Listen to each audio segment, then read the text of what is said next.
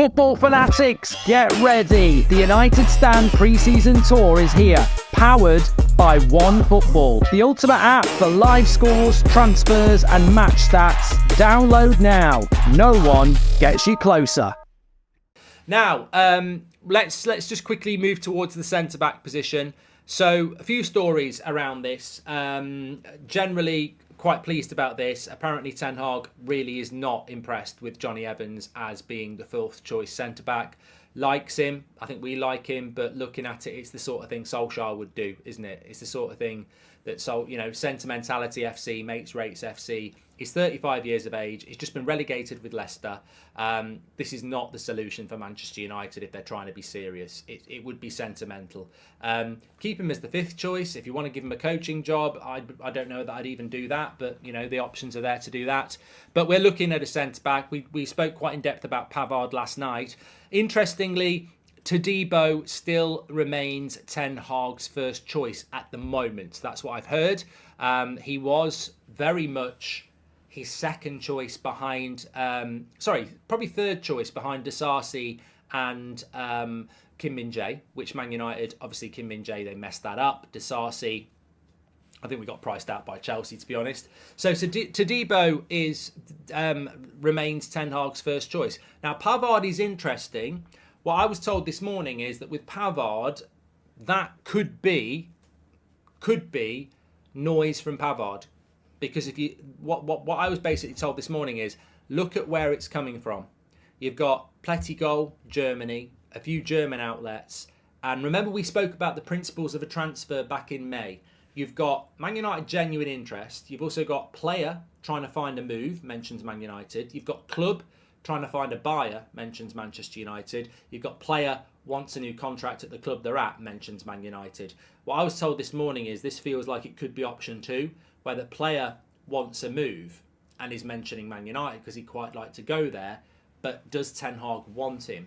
So I was told this morning that they basically said to me, I'd still keep focused on Todibo. That's the one that's still logical. There could be something in the Pavard story. Maybe, as I said last night, Ten Hag has not realised Pavard was going to be available and he's suddenly going to go for him. But with Todibo, he's always been in Ten Hag's plans. He's always been in his top 3. The 2 ahead of him have gone. So Todibo would logically be number 1. Interesting thing about Todibo that we really haven't mentioned, and I apologise for this myself. Can I hear Seb still crying over the Maguire news, says Jason. No, he's gone out to play football. Wants to sign for West Ham. Jay says, we are overhyping our window. I will give 4 till I know only Onana, good other is potential, or Mount, who is not good enough at his best, says Jay. Thanks, Jay. Honest opinion there. Todibo plays for Nice. I've not heard enough of you or social media talking about Nice, Todibo and Sir Jim. I don't know loads about Disasi, and I don't know loads about Todibo. I'm honest about those things, but I probably got mixed up with who they play for. Disasi was Marseille. I thought Todibo was Marseille for some reason. He's Nice. So Nice is Sir Jim. Are we not gonna sort of mention that this Todibo character or player? I'm acting like he's in a film. There is Disasi was Monaco. Who was Marseille then? I'm sure one of the centre backs was at Marseille. I'm convinced one of the centre backs we were looking at was at Marseille. I'm looking at the chat now. It was Monaco for Disasi. It begins with an M. Could be. No one was at Marseille. Okay. I thought there was a centre back from Marseille that we were looking at. I've got that completely wrong. Marseille was Eric Bailly on loan. Oh, I know that. Anyway, look, let's focus on this. So, look, Todibo, Nice, Sir Jim Radcliffe.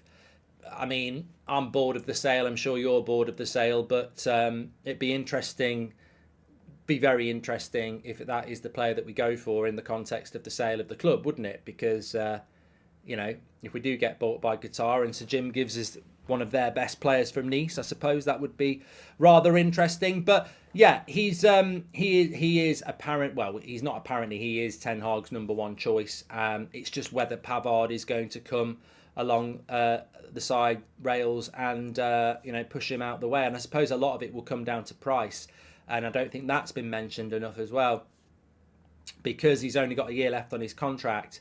Pavard could be available for 25 million. Todibo could be 40 million. And again, as we know, it's been a good transfer window for United in some people's eyes, but then we're going for Amrabat because he's under 30 million. That's why we're not going for Lavia or Casido. I don't think Amrabat is Ten Hag's number one choice.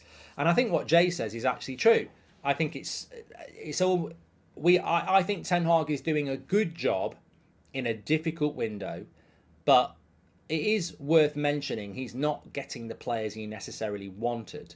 I mean, he would not would his number one midfielder be Amrabat? Would his number one midfielder be Mason Mount? Would his number one striker be Højlund?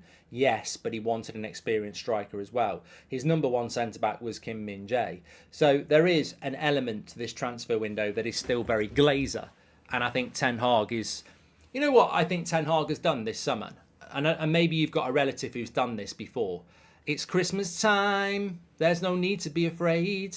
So it's Christmas time, and Erik Ten Hag's in charge of the presents. He would like to be buying you all the things you want. He wants to get a lovely dress and some makeup for the wife. All the mod cons for the kids. Nice bottle of scotch for the granddad. And he'd love to be spending a few grand on everybody. And then the budget comes through, and he's got, a few £100. And he can't get all the stuff he would like to get.